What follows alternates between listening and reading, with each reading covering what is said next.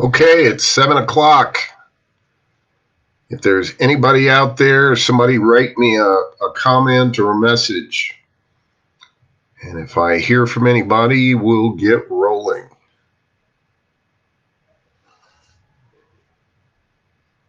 And so far, I haven't heard from anybody.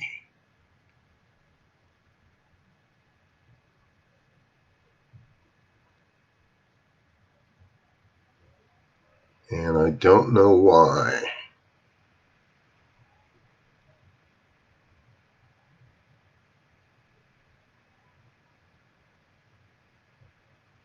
So it's happening now, but there's no comments.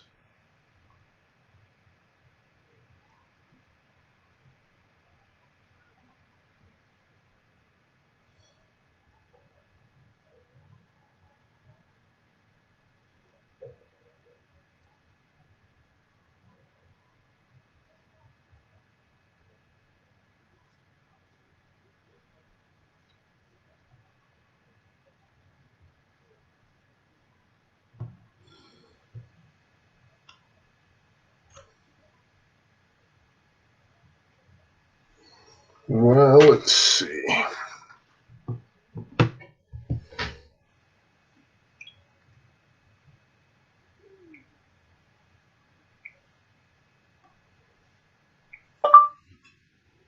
It is not working! Exclamation point.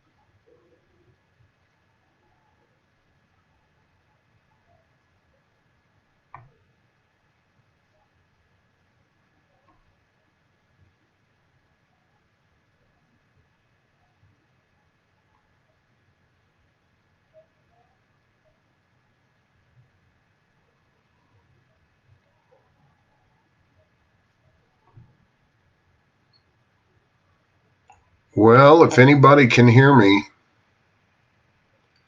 go ahead and send me a message. Certainly somebody's out there, but I'm not getting any messages.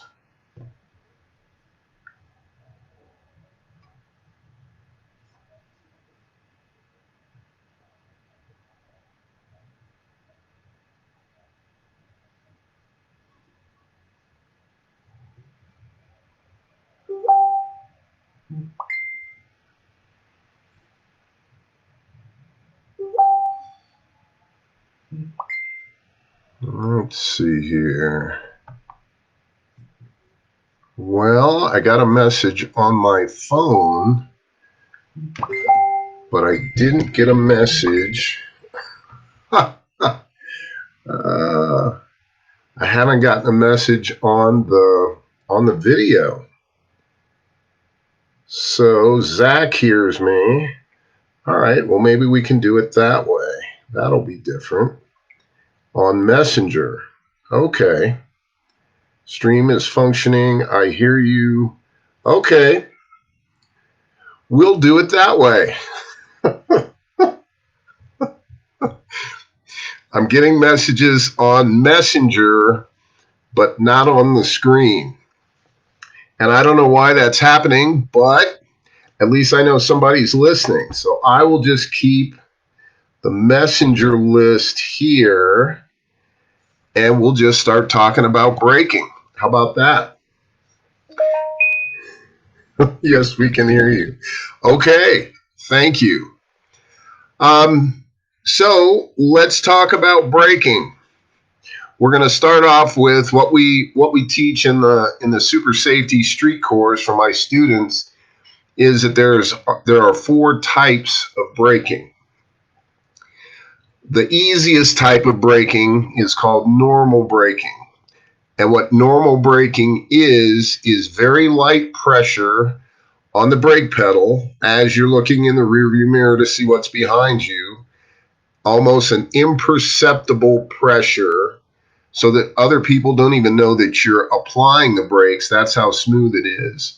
And then at the very end, when you're about to come to a complete stop, you lessen the pressure so as to eliminate recoil.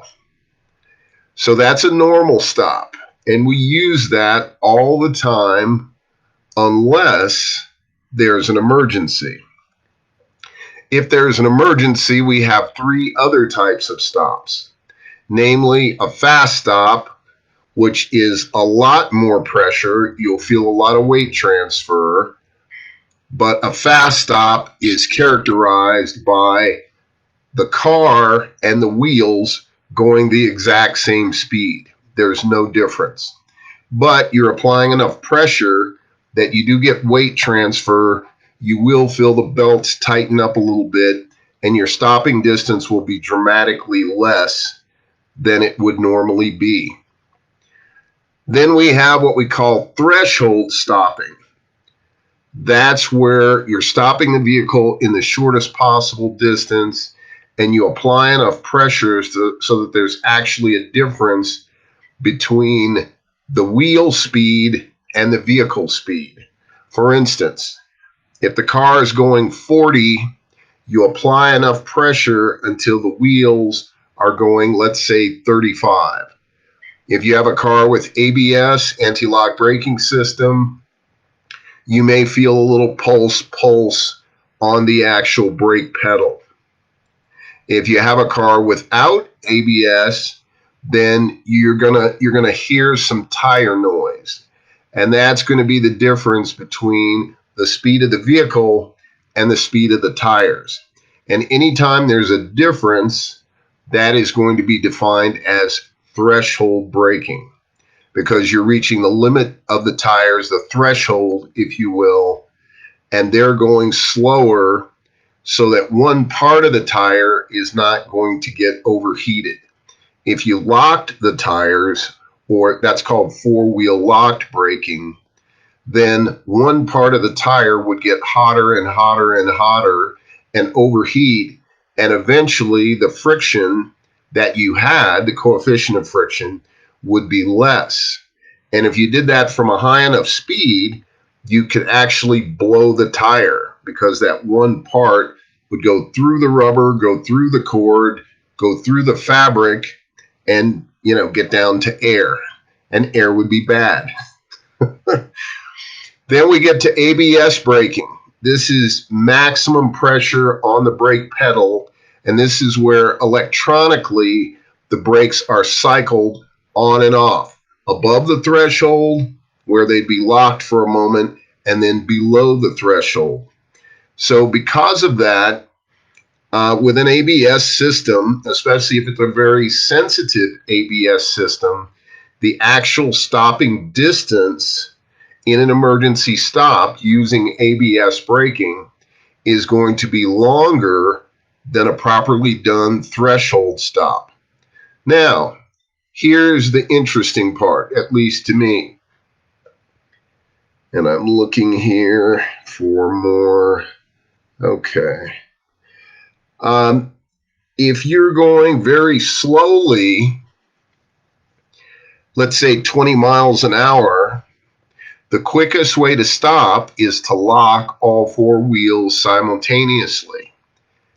That will get you the maximum coefficient of friction, and you're going slow enough that as the tire temperature rises, it's not going to reach such a hot temperature that the tires get greasy, or you're not going to wear away enough rubber to actually go down to cord unless your tires were very, very low to begin with. So those are kind of the four types of stops that we teach our beginning students. So from here,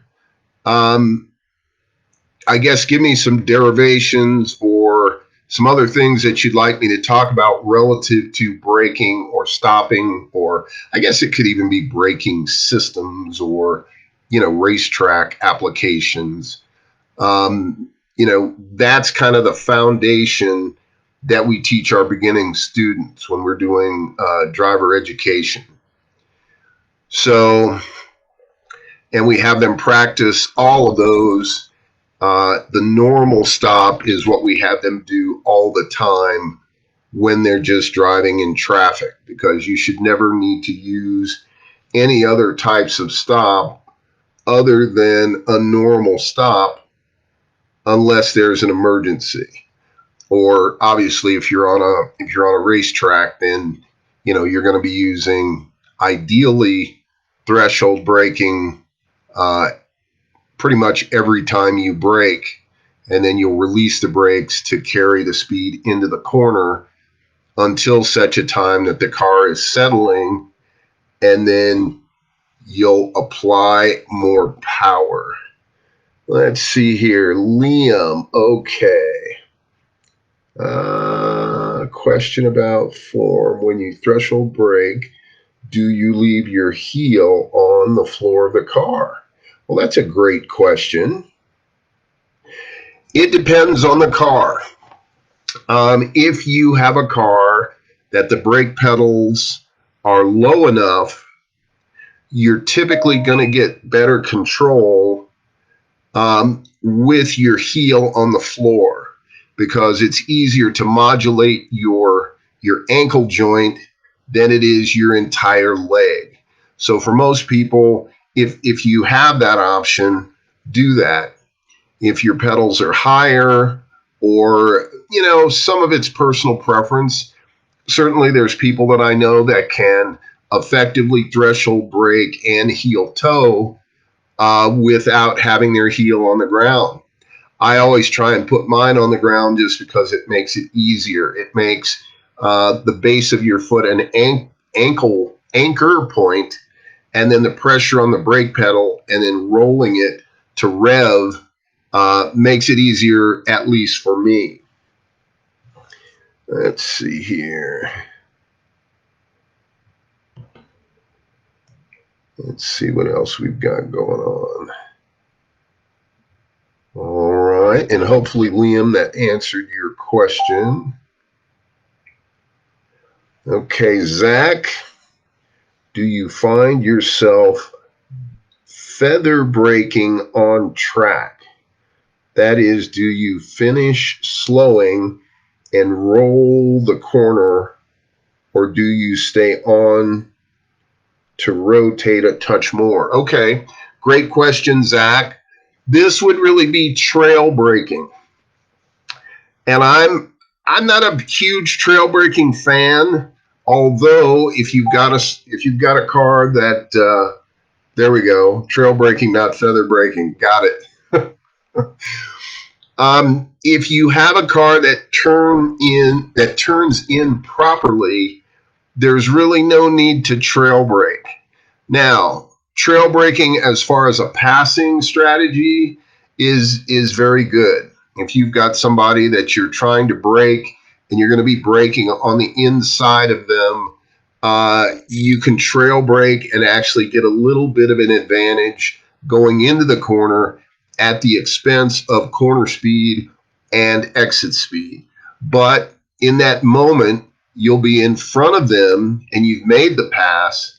And then if you accurately place your car to put them at a disadvantage, as long as they're not next to you, if they're next to you, you do have to share the corner with them.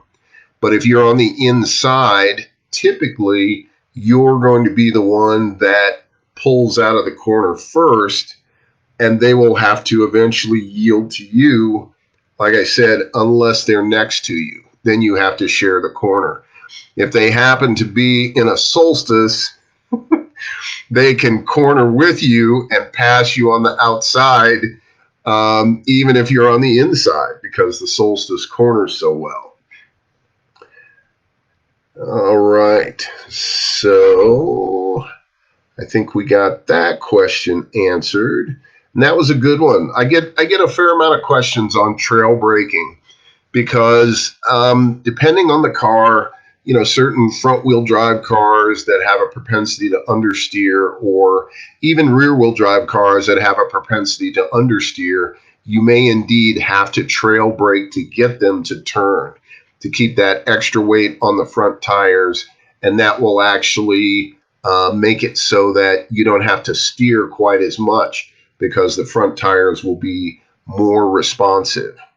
So most of my cars, I try to set them up so that I really don't need to trail brake. I like to brake in a straight line, release the brakes, carry the speed into the corner, and have that be so fast that it's right at the threshold.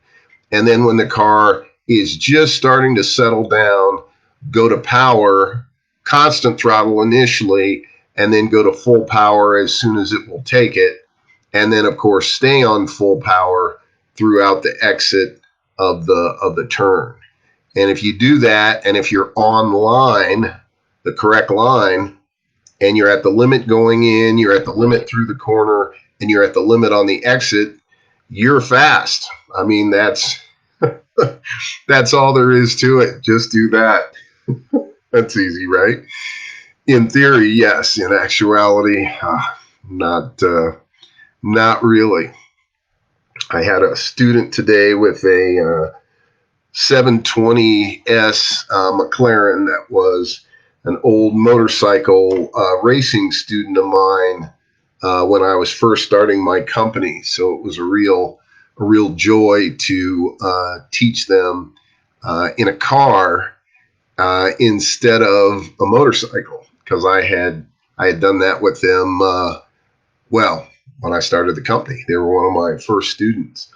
So that was kind of cool. So other questions? Yeah, I really wish this thing was working. I miss seeing the comments right here as opposed to looking on the phone, but looking on the phone is better than not getting them at all. So I will certainly take that. Let's talk for a moment about braking modifications. Specifically, does a car with bigger brakes always stop better than a car with smaller brakes? I would suggest that it does not. Anytime that you have, wait a minute here, question, okay. What are ways to adapt to brake fade on the track? Okay, another good one, Liam. The best way is if you have the choice. Let's say, and we'll come back to my other thought. If you have the choice, let's say you're out there on a lapping day and you're clicking off some really hot laps and you start to feel brake fade. And typically it'll start off with a spongy pedal. Okay. You're used to, let's say, braking at the 3 or the 2 at High Plains Raceway. And this particular time, instead of it really braking right away, it has the brake pedal goes down a little bit and it feels kind of spongy and it doesn't stop as well. And that time, let's say you didn't make the apex, and you normally do when you brake at that exact same marker. If you're just on a practice day, I would just, do a cool off lap at the first sign of sponginess, and that will cool the braking system, because what's happening typically is the brake fluid is reaching its threshold temperature and starting to boil. And when it boils, there's going to be an air bubble. And when you press on an air bubble, you're not going to get hydraulic reaction in the calipers. You're going to get nothing except the brake pedal going down and down and down. So I would do that. Now, if you're in a race and this happens and you want to push the envelope, you can pump the brakes a little bit. And what I mean by that is when you come out of the corner, just with your left foot as you're accelerating, just lightly tap on the brake pedal. What that does is that'll move the air bubble so that the next time that you press on the brake pedal, you won't be getting the bubble. Hopefully, you'll be getting fluid. Now, that's kind of a Band-Aid fix. The problem is you've got the brake fluid too hot. So then the question becomes, okay, what kind of brake fluid do I have? If you've got regular DOT fluid and you've got a low horsepower car, it probably doesn't really matter. Like my normally aspirated Solstice, we don't run any special fluid. You can't run it out of brakes. You can't run it out of tire. You can't overheat it. The thing makes 150 horsepower to the ground. It's not going that fast. I think top speed at the end of the back straightaway at High Plains is like 106 miles an hour. It's truly, truly sad. But the car still does a 206 just because of the cornering and the braking. So if you're in a race, like I said, do the left foot tap, and that will get you through to the point of where even when you're tapping with the left foot, if you're still braking hard, you're eventually going to get the fluid so hot that the taps will no longer work and the brake pedal won't come back anymore. At that time, you've probably lost your brakes and your race is pretty much over. When you start left foot tapping on the brakes, brake less so that you're going to be generating less heat to the system, then, if you're in the last 3 laps or something like that of a race, that can mean the difference. It'll get you through it. If you were dicing somebody and you had to drive at 100% to stay in front of them, now you're going to have to drive at 90% and they may get past you, but at least you won't have to withdraw from the race because you have no brakes at all. So, that's what I've done on numerous occasions when I was racing Camaros. Camaros had stock Camaros in showroom stock GT had a serious braking problem. We had to run stock pads because showroom stock was showroom stock. How silly is that? And I'm gonna take a call from Emilio here to see if he can help me fix this. Yeah, man. The only way I can get messages is on Messenger with my phone. It's not coming in on the video screen. What messages? Comments. You probably went live without going to the event. No, I went to the event. Well, then there could be an issue. Well, there is. All right. Thanks. All right. So, but that's what I've done numerous times, and that has worked. I think I actually won a race doing that. So that's what I would recommend, Liam. Okay. So let's go back to do bigger brakes decrease your stopping distance? And the answer to that usually is no, and here's why. Threshold braking, as we already discussed, will stop you in the shortest distance except for if you're going at a low speed. And there's a couple of other variations like snow and ice, and we're not going to get into that right now. So as long as you have a braking system that you can reach the threshold pressure-wise, the tire doesn't know the difference. If you have monster brakes, or there was a buddy of mine, I saw his car and he has drum brakes all the way around and he just loves them. I was like, seriously? But the truth is, his car can stop at least one time as quickly as anything else. It's just multiple times, those brakes obviously are going to get hotter than a disc brake. and of course a large disc brake with ducting, steel braided lines, high temperature fluid, all of those will help as far as duration. But as far as just stopping distance, let's say once, maybe twice, as long as you have enough pressure to reach the threshold, then there really shouldn't be that much difference. Um, the other part of it is the actual time that it takes you to get to the threshold. That can be a function. In other words, if you have brakes that react instantaneously as soon as you touch the pedal, then your stopping distance is going to be a little bit shorter, especially if we're figuring in reaction time. Let's say that we're in the car, and when the red light comes on, then we go to the brakes, and our objective is to stop in the shortest possible distance.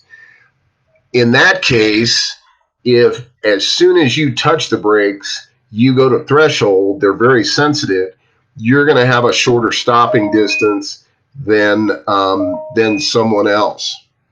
Whereas if it takes you, let's say, a full second to get to threshold, as opposed to just a tenth of a second, then of course, yeah, if you're at 30 miles an hour, that's going to be another 22 feet, half a second, and that will make a difference. But once you're at the threshold, again, the tire doesn't know the difference between a monster, 15-inch brake rotor with a 6-piston caliper or drum brakes. The tire just doesn't know the difference, and the stopping distance should be fairly close or the same. Of course, that certainly is not an endorsement for drum brakes. I don't like the feel of them. I'm kind of spoiled. All my stuff has big disc brakes, except for the little Solstice, and it doesn't really need them. The brakes on that are good, and they don't fade because you're not going up over a certain speed. Ways that you can tell that you need better brakes is if you just replaced your brakes, and this actually happened to me at Road America a few years ago, which is why we upgraded the brakes on the Z06 race car. I was going into turn 5, and I would have brake fade, like total brake fade, after about 5 laps. So we put on new brake pads, we put on new rotors, we drained and flushed the brake fluid, put in SRF brake fluid, topped it off, and again within about 5 laps, I had total brake failure. And what was happening is, even with 6-piston calipers, even with 14-inch rotors, I was coming in so hard in turn 5, because you're going about 160 miles an hour, and you threshold brake down to about 60 miles an hour to make the left turn in turn 5. And there was just nothing else we could do. We had, Hawk at that time, DTC 70s were the highest temperature rated pad that was out there. Now they have a DTC 80, of course. We had brand new rotors. We had the calipers were in good shape. So it was, there wasn't really anything else to do except improve the braking system. So I went to a Brembo racing system that was actually a 4-piston caliper instead of a 6-piston caliper. Lighter rotors, so there was less unsprung weight, better ventilation on the rotor, and the caliper itself was designed to dissipate heat much more efficiently than the stock setup, even though the stock setup had worked for years and years, but we had never been to Road America. We had never threshold braked from that speed, except for at Road America in turn 5. So after that, and just came back from Road America last year, and took that car down there, that Corvette. There was literally no problem. So it's brakes are a beautiful thing. And there were, let's see here. Okay, another question. In that situation, would just switching to a ceramic rotor have helped? Probably not. I mean, ceramic rotors, A, are very expensive.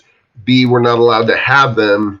And C, they do dissipate heat better, so it's possible.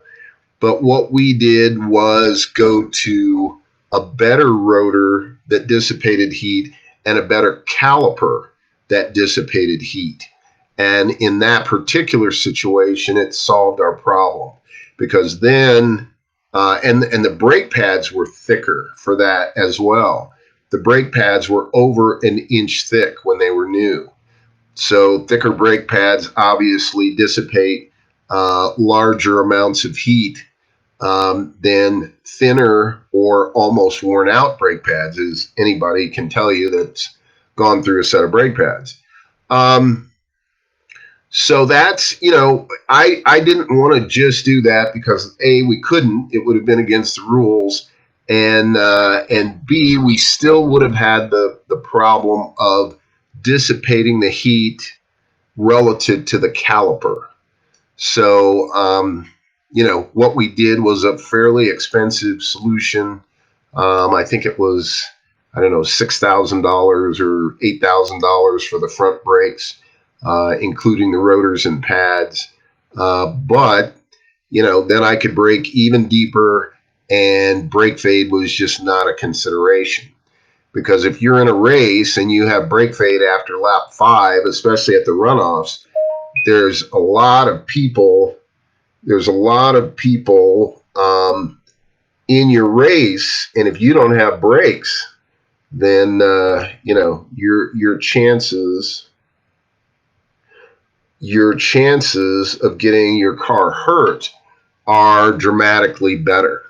So that's what we did, and it worked.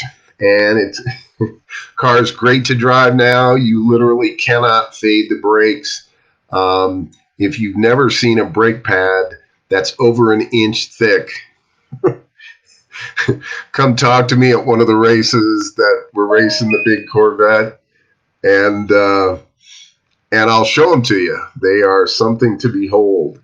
One of the things that I was most impressed with is after braking from 160 miles an hour at the threshold, the back of the brake pad was not discolored. Normal, like half an inch brake pads or brake pads that are on their last legs, when you really punish them, they get so hot that they discolor. They're so thick that the back of the brake pad the backing is still just black. I mean, there's no there's no charring. It doesn't change color. It just absorbs the heat. And that's a beautiful thing. So anyway, that's what we did, Road America. Thank you, Liam, for your question. See if we've got anybody else out there that's got a question about brakes. And again, what we're doing is we're putting it on Messenger, and that's the only way that I can get it. So, which is a little weird, but it's doing okay. The other thing that I'll talk about is just driver technique wise, what a lot of people do when they come into a corner or they're trying to get lower lap times is they will overslow. They'll brake so late that they don't even believe that the car will make it. But they have good courage, which wears out the brakes more quickly and allows them to go slower with that courage instead of carrying corner speed and getting a good exit. So what'll happen typically is somebody will will go in really, really deep, and then get into the threshold or go into ABS and just scare themselves. And because they're scared, they hold on to that brake beyond the optimum turn-in speed to release the brakes to exit with good corner speed. And what this does is not only does it wear out your brakes prematurely, but it also slows you down. I'm going to see what that does. And that's kind of a common problem. What I tell people is, you've heard the phrase, I'll believe it when I see it. Well, until you believe it, you won't see it. So you have to believe that the car can brake as late as you're braking, and your braking technique has to be consistent over and over.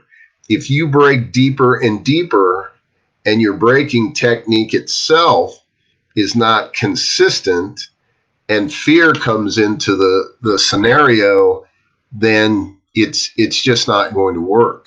You have to get all of those elements consistent.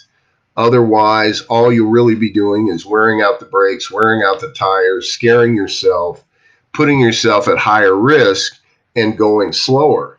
And that's not even a good story. I wore out my tires, I wore out my brakes, and my lap times were slower. And I've had this discussion with client after client. I had a client in a Viper that they went to the Viper school, and someone had impressed on them that you had to go in super deep.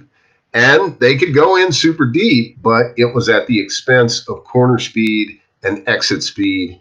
And the lap time was, I think it was like 2 seconds slower than when I drove their car and broke less intense, but released the brakes early and carried corner speed and got on the power early because I didn't have to fight with the car.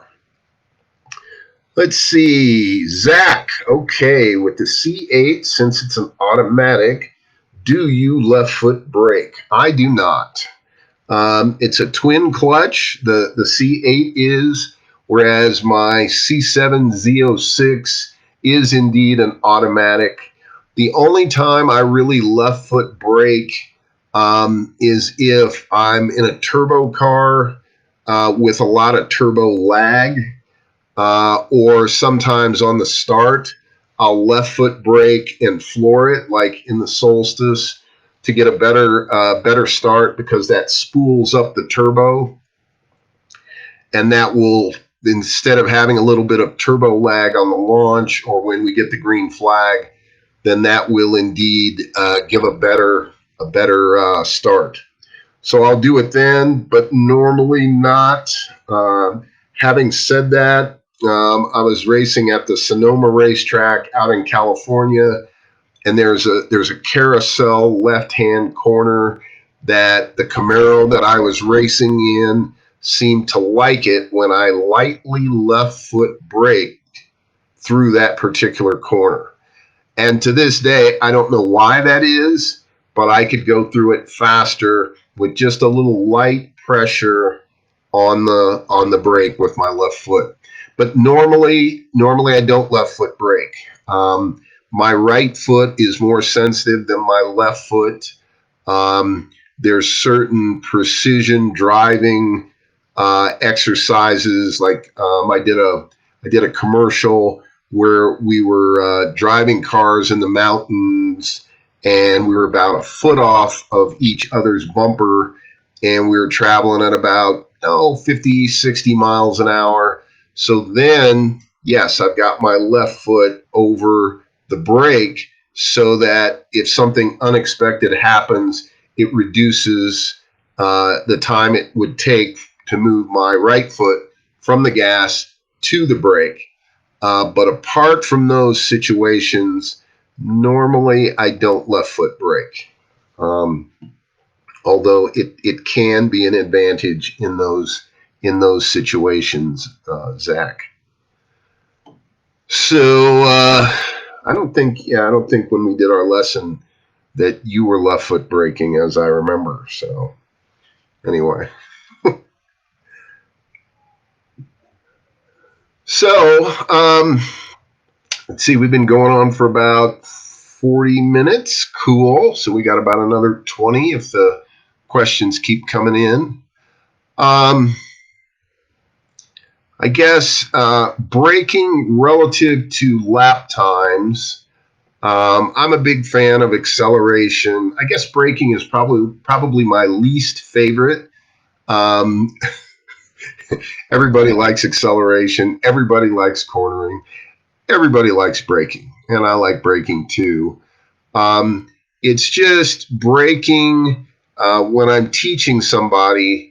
Braking is the deep braking anyway. Heavy braking is the last thing that we go over, just because deep braking can disrupt the rest of the sequence, so that other things fall off the plate.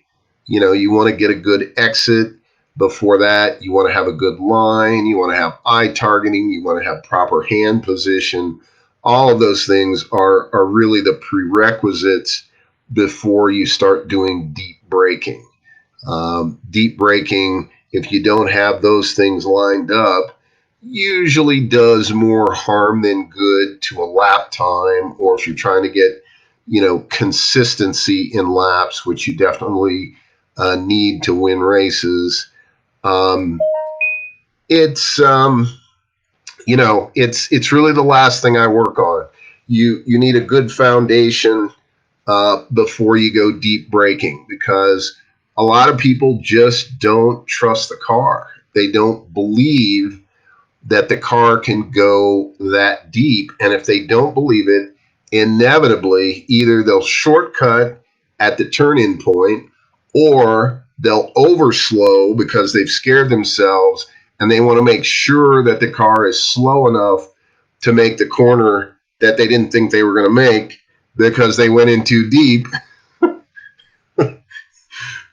and they weren't ready for it. But they knew they had to go in deep because somebody told them that. If you want to go faster, you got a deep brake. Okay, well, here we go. Let the games begin. And some truly funny stories that I'm not going to tell you, but yeah, I mean, people try to force the car to go beyond the laws of physics, and that never ever works. Not even one time. Anytime you have a fight with the car will win 100% of the time. Same thing with motorcycles. I was talking to a buddy of mine today, and going over some of the pretty intense crashes that over the years he's had. I've been pretty fortunate. I've got both my collarbones; they've never been broken, and never broken a bone ever. And whenever I say that, I'm always like, really? As long as you motorcycle road raced? But yeah, it's true. So anyway, let's see if we've got other questions. Let's see here. Okay, we got that. Okay. All right. So I don't see any other questions. We've been going on for about 45 minutes. If you have a question, now would be the time. I think we've talked about braking a fair amount. Let's talk for a moment about coefficient of friction and braking. Literally, how sticky is your tire? If you or we'll put it in another context. Everybody knows that if you're threshold braking on ice, you're going to have a dramatically longer stopping distance than if you're threshold braking in the rain or in dry pavement.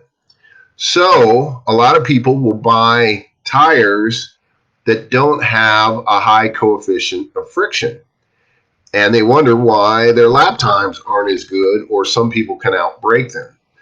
So, and certain racing rules stipulate that you have to have a 200 tread wear tire. So then, if those are the rules, those are the rules, and that's what you've got to live with.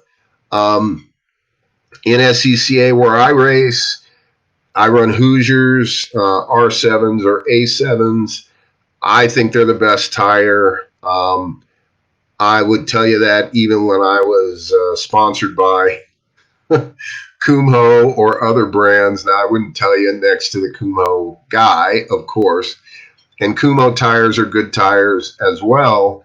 But Hoosier seems to have a little bit of an edge as far as actual grip, and with the R7s, longevity. We've ran them on the Corvette for a number of years, and they seem to last longer and be stickier, dramatically stickier than the R6s that they replace, which is in theory impossible, because anytime something is stickier, the rubber should be softer and it should wear out more quickly. I don't know how the Hoosier guys have done it,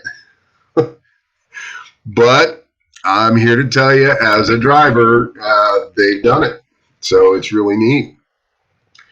But you will typically, if you took two cars, one that had, let's say, winter tires and one that had summer tires and one that had Hoosier tires, all that were up to temperature, the Hoosier tires would stop you in a shorter distance because they don't have tread per se. The more contact patch you have with dry pavement, the more traction you have.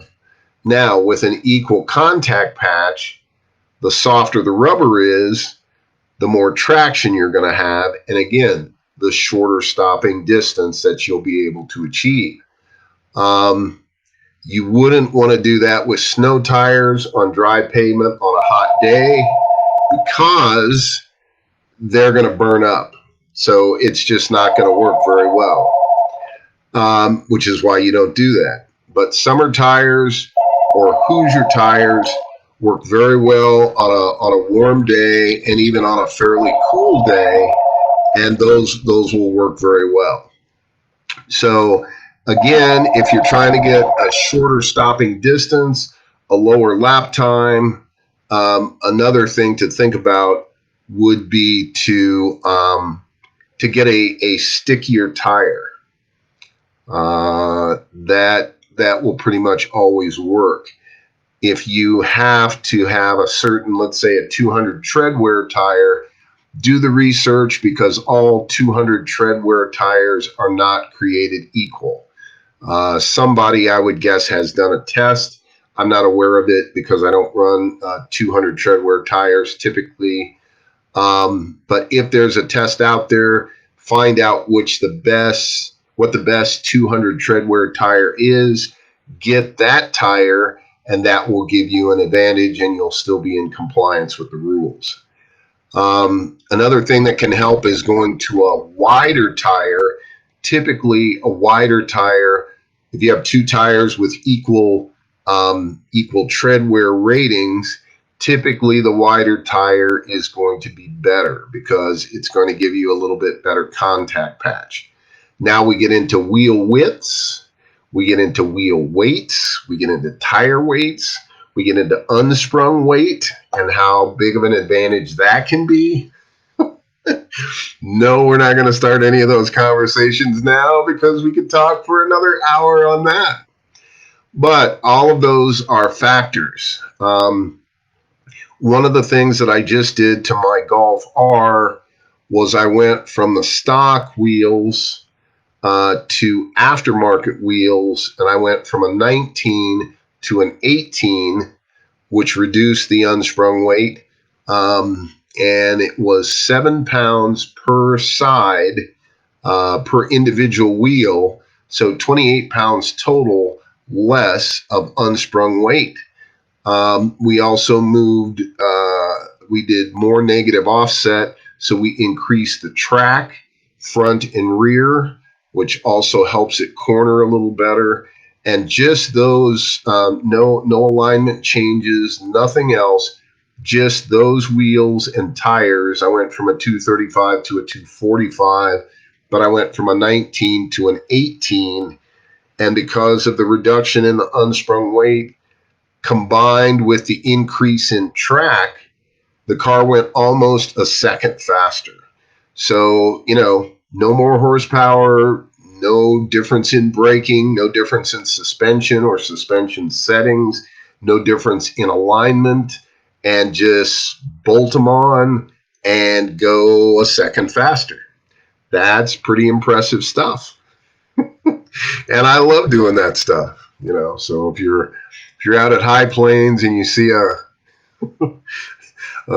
dark silver or a metallic gray Golf R, go by you.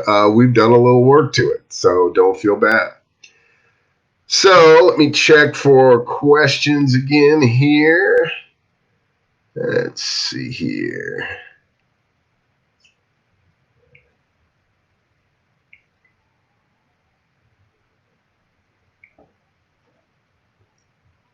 Okay. Can you talk a little bit about different brake pad compositions, rotor types, and brake bias?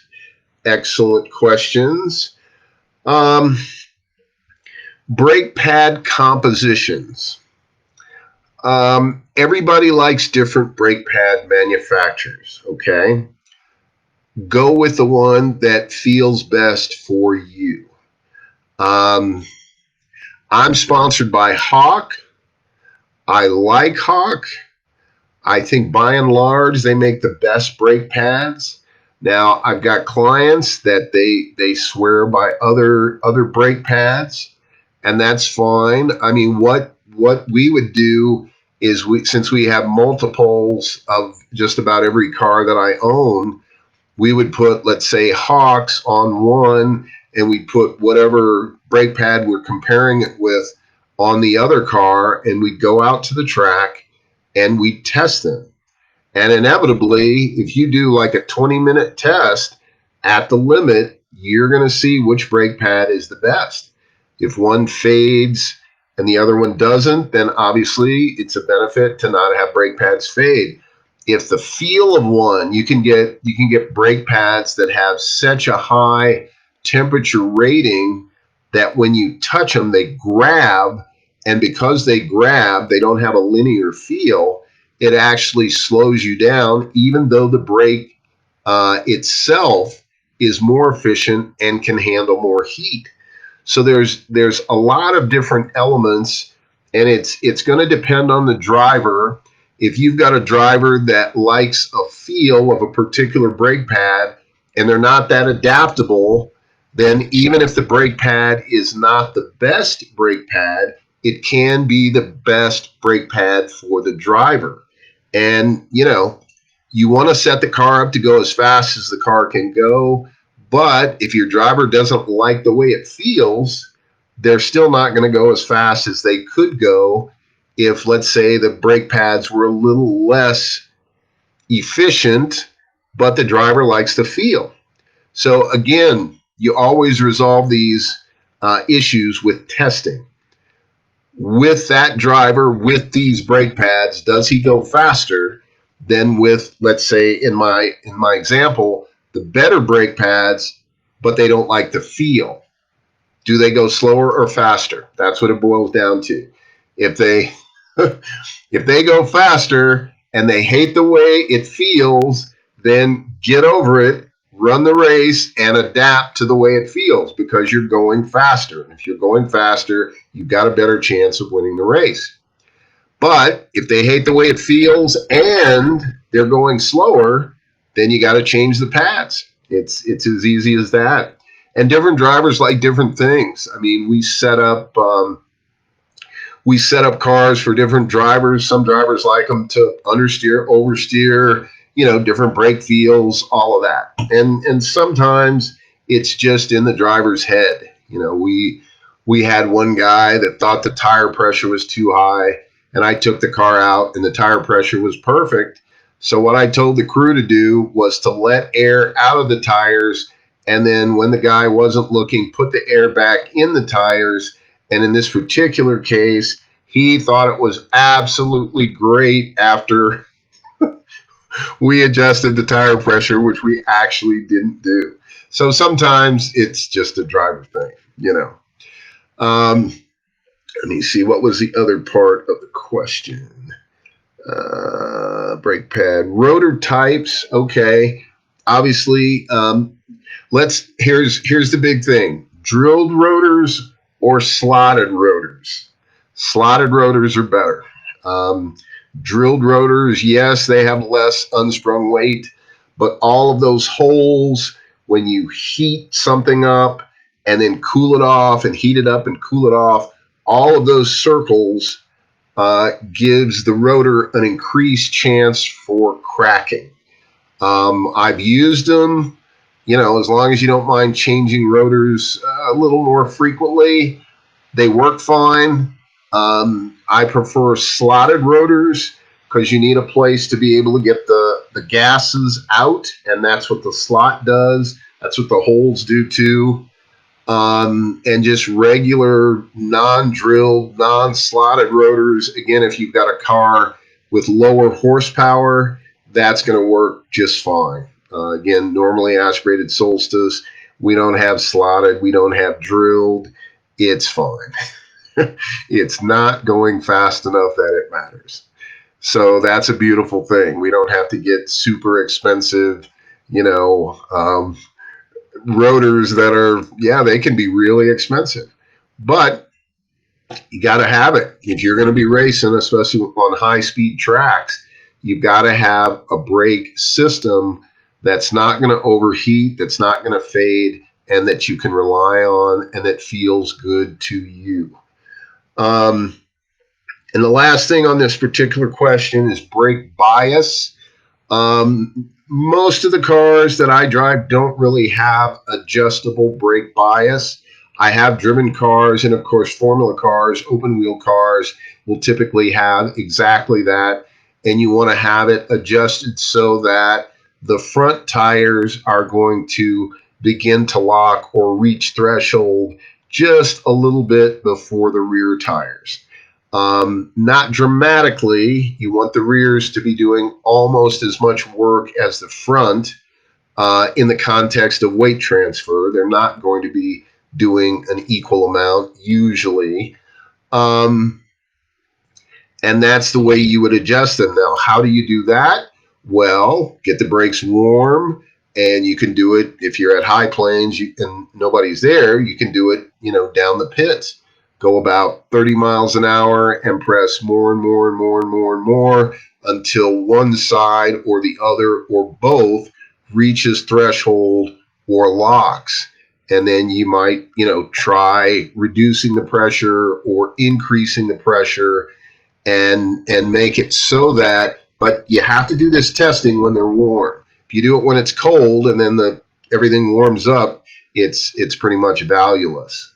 So that's what I do, and it seems to work. Let's see what else we have. Okay. All right. So we are at 58 minutes, my friends, and I've had a good time. I hope you did. I hope you got your questions answered. And if you missed this particular broadcast, it should be on my live feed on my Facebook page. Also, watch me on Go4IT Space TV, Instagram. You can call me at 303-666-4113. And if you haven't seen the website, it's at go4itservices.com. And it's the number 4 like the logo, not FOR. So thanks again. Have a good evening. We're going to do this next Tuesday night at 7 o'clock. Message me or give me a comment on what the subject should be, and we'll do that. So have a nice evening. Thanks a lot, and we'll see you next time. Go for it.